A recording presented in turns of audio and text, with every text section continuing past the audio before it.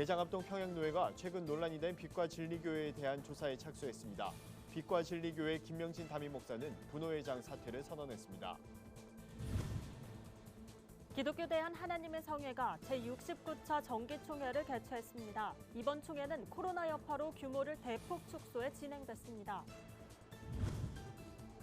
한때 유흥시설이었던 건물이 교회로 탈바꿈한 곳이 있습니다. 경기 양주시에 위치한 에버그린 교회의 특별한 사연을 소개합니다. 안녕하십니까. 구티비 뉴스입니다. 대한예수교 장로회 합동평양노회가 18일 임시노회를 열고 최근 가혹행위로 논란을 빚은 빛과 진리교회 조사위원회를 꾸렸습니다. 조사위원회는 광연교회 강재식 목사를 위원장으로 목사 3명과 장로 2명, 총 5명으로 구성됐습니다. 강 목사는 빛과 진리교회 관련자들을 만나 철저하게 조사하겠다며 특히 신학적으로 어긋나지 않는지 검토하겠다고 밝혔습니다. 분호회장을 맡고 있던 빛과 진리교회 김명진 목사는 사퇴의 뜻을 밝혔습니다. 김명진 목사는 이후 여하를 막론하고 많은 사람들의 심려를 끼쳐 송구하다며 분호회장직을 사임하겠다고 말했습니다. 그러면서 조사 결과가 나올 때까지 기다려달라며 언론은 제보만이 아니라 교회의 목소리도 담는 공정보도를 해주길 바란다고 덧붙였습니다. 이날 노회가 열린 십자수 기도원 입구에서는 교회개혁실천연대 회원들이 김명진 목사의 제명과 평양노회 해산을 촉구했습니다. 반면 빛과 진리교회 교인들은 기도원 입구부터 약 2km 구간 도로에서 평양 보도를 멈추고 진실된 목소리를 들어달라는 피켓을 들고 시위를 벌였습니다. 코로나 바이러스의 여파로 총회 개최가 불투명했던 기독교 대한하나님의 성회 5월 정기총회가 규모를 대폭 축소하고 방역 지침을 준수한 가운데 예정대로 진행됐습니다. 이영훈 대표 총회장은 순수한 신앙으로 돌아가야 진정한 순복음이라고 할 수 있다며 교단의 회복을 강조했습니다. 오현근 기자의 보도입니다. 기독교 대한하나님의 성회 제69차 정기총회가 여의도 순복음교회에서 진행됐습니다. 총회에 참석한 기아성 총회 대의원들은 모두 마스크를 쓰고 여유로운 거리를 유지한 채 자리했습니다. 이날 열린 정기총회는 코로나 여파로 규모를 축소해 진행됐습니다. 당초 이틀로 예정됐었던 일정도 하루로 단축하고 총회 절차도 간소화했습니다. 기아성 대표 총회장 이영훈 목사는 설교를 통해 순복음 교단의 회복을 강조했습니다. 기도하고 성령 충만 받아서 성령의 능력에 감동되어 첨떡까지 주님의 영광만 나타내는 게 순복음입니다. 우리 원래 모습으로 돌아가야 합니다. 주님 말씀하시기를 신앙의 본질을 회복하라. 다시 처음부터 시작하라고 말씀하셔서 저는 지금 목회 천연병으로 처음 올해 목회 원년을 출발합니다. 이날 총회에선 목회고시 합격자 인준, 신임 지방회장 실행위원 자격 인준, 69회기 예산안 인준안이 통과됐습니다. 이 밖에 깜짝 성명 발표 결의도 나왔습니다.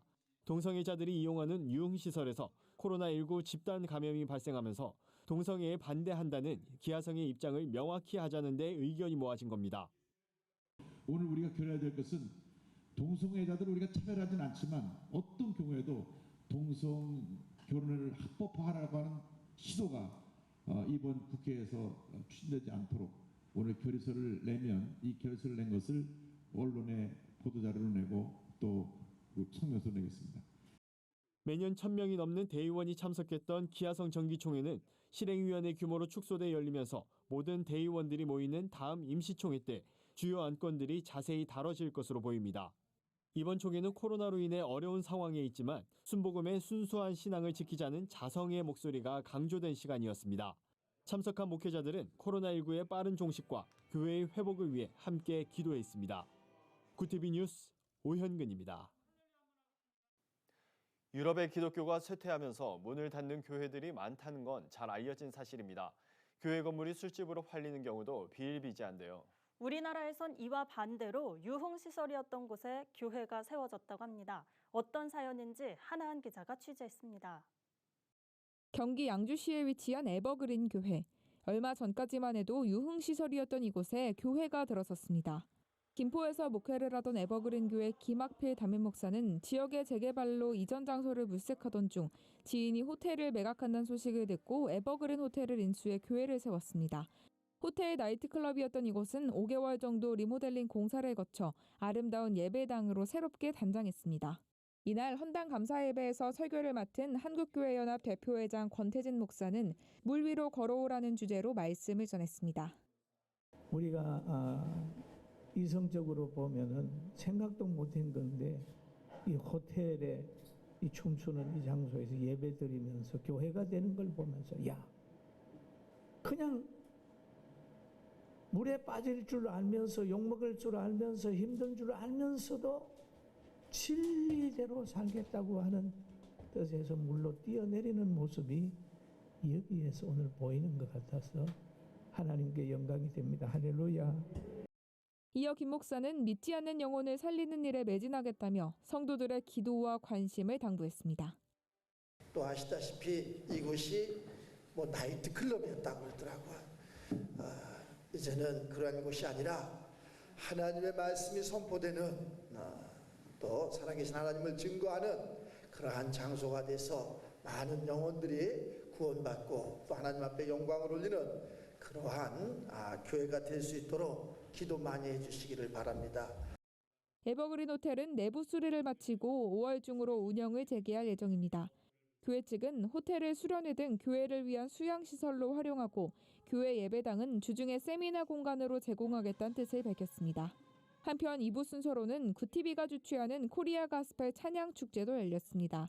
찬양 선교 활성화를 위해 전국 교회를 대상으로 진행하고 있는 이번 축제에는 서소문교회, 반석교회 등 5개 팀이 참가해 은혜로운 찬양을 선보였습니다. 구티비 뉴스 하나은입니다. 세상 속 크리스천들의 다양한 이야기를 만나보는 시간입니다. 오늘은 어떤 소식들이 있는지 조유현 기자가 알려드립니다. 세상 속 크리스천들의 이야기를 만나보는 네포난의 교회입니다. 첫 번째 소식입니다. 다음 세대와 미자립 교회를 섬기는 부흥세대 커뮤니티가 유튜브 스프링 캠프를 진행 중입니다. 캠프는 코로나19 사태로 교회 학교 사역에 어려움을 겪고 있는 교회들을 돕고 다음 세대를 신앙으로 바로 세우기 위해 시작됐는데요. 5월 한 달 동안 매주 일요일 저녁 8시에서 9시 30분까지 진행됩니다. 캠프는 지역교회의 청소년과 청년부 담당 교역자를 섭외해서 자유롭게 소통하는 방식으로 크리스천의 연애부터 교회학교 교사의 고민 등 다양한 주제가 다뤄져 청소년부터 장년층까지 아울러 소통할 수 있는 온라인 캠프입니다. 캠프를 진행하는 교역자들은 실시간으로 쏟아지는 댓글 속 질문에 그때그때 답변하기도 하며 주중에 카톡이나 문자 등을 통해 받은 질문들로 얘기 나누기도 합니다.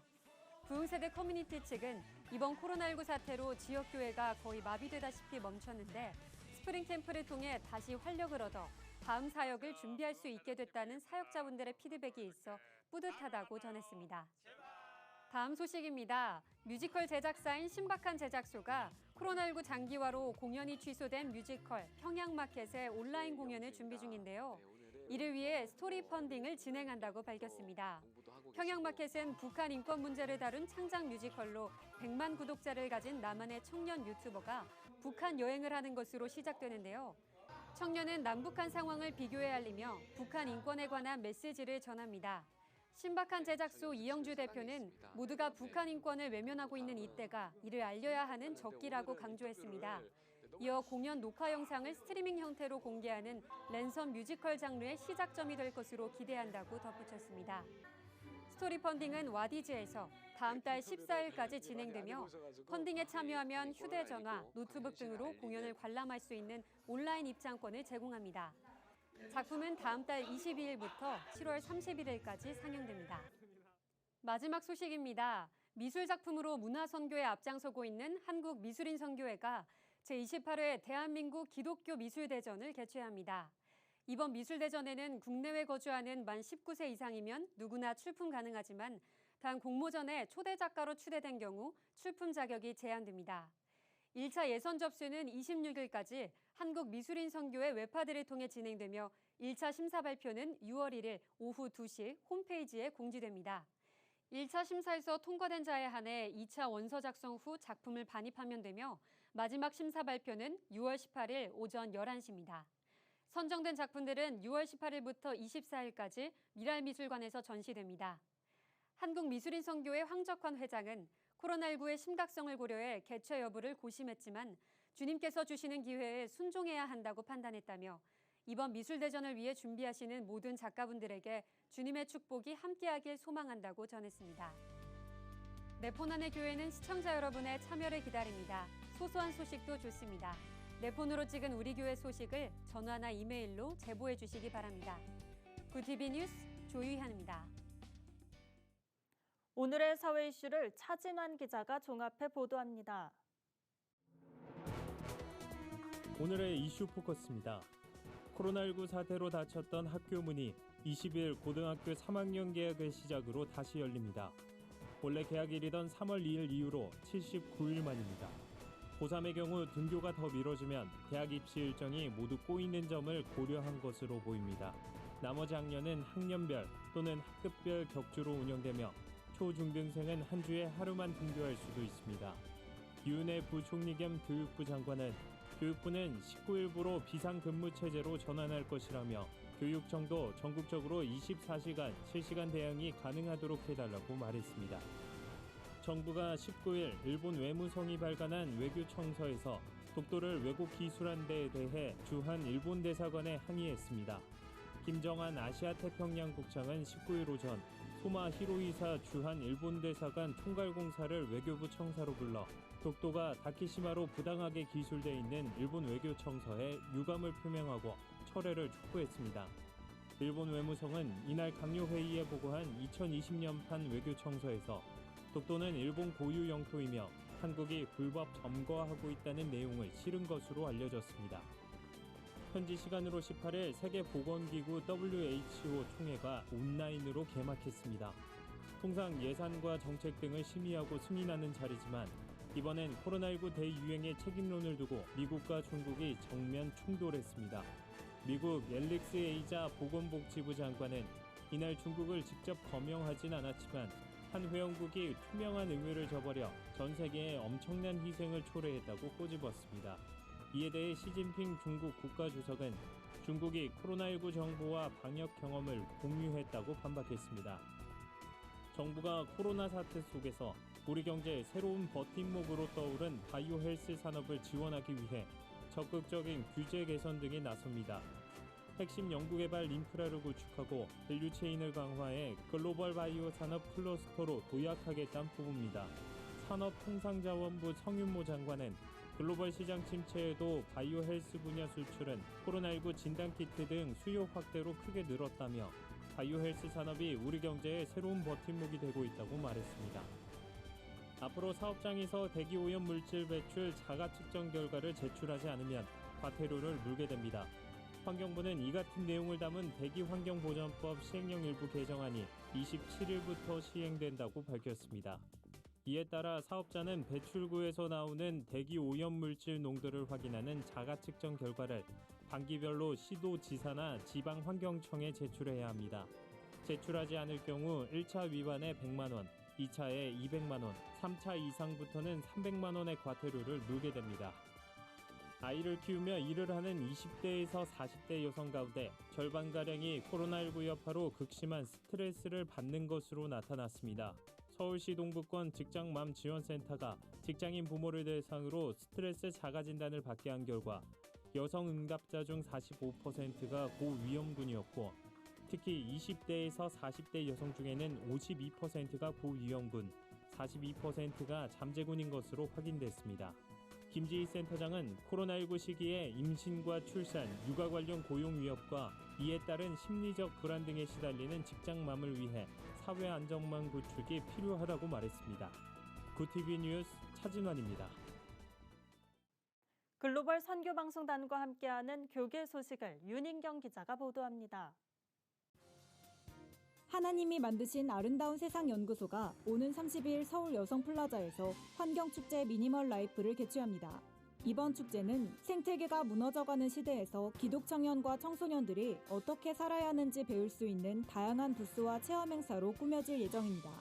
유지철 대표는 코로나 바이러스의 근본 원인으로 환경 파괴가 꼽힌다며 이번 축제를 통해 다음 세대가 하나님이 만드신 세상을 지키는 미니멀 라이프에 대해 관심을 가졌으면 한다고 전했습니다. 한국복음주의신학회 신임회장에 합동신학대학원 대학교 이승구 교수가 선임됐습니다. 1971년 설립된 복음주의신학회는 한국복음주의 구약학회와 조직신학회 등 10개 지회를 둔 국내 복음주의 계열 최대 신학회입니다. 이 신임회장은 한국교회의 현안으로 한기총에서 바른교회들이 빠져나오는 것과 교단장 연합체를 중심으로 대사회적 문제를 다루는 것 등을 제시하며 한국복음주의 신학회가 한국교회 복음적 성찰에 이바지할 수 있도록 노력하겠다고 밝혔습니다. 다일공동체와 한국기독교 사회복지실천학회가 기독교 사회복지 도서관인 박종사몰을 개원했습니다. 박종사몰은 한국 월드비전 회장을 역임하며 평생 사회선교에 매진해온 박종삼 숭실대 명예교수의 이름을 따서 지어졌습니다. 박 명예교수는 박종사몰 개원 세미나에서 다일공동체는 지난 30여 년간 가난한 이웃에게 밥을 나누며 전도와 봉사가 일치되는 모범을 보였다며 사회선교 강화야말로 실추된 교회의 사회적 신뢰를 회복하는 길이라고 강조했습니다. 한국신학교가 국제구호개발 NGO 월드비전에 코로나19 위기 가정을 돕기 위한 성금 500만 원을 전달했습니다. 한국신학교 양승호 총장은 코로나19 치료와 방역을 위해 헌신하는 의료진과 봉사자들의 노고에 감사드린다며 어려움을 겪는 이웃들에게 그리스도의 사랑이 전달되길 바란다고 말했습니다. 성금은 코로나19 예방키트와 마스크, 손세정제와 의료용품 지원 등 아동보호 서비스 지원에 사용됩니다. 구TV 뉴스 윤인경입니다. 기독교 대한 하나님의 성회가 정기총회에서 순수한 신앙으로 돌아가겠다고 선언했습니다. 5월에는 기아성에 이어 주요 교단의 총회가 예정돼 있는데요. 한국교회를 대표하는 교단들이 초대교회의 신앙을 회복해 다시 한번 교회가 세상의 희망이 되는 데 앞장서길 기대합니다. 이상으로 뉴스를 마칩니다. 오늘도 함께해 주신 여러분 고맙습니다.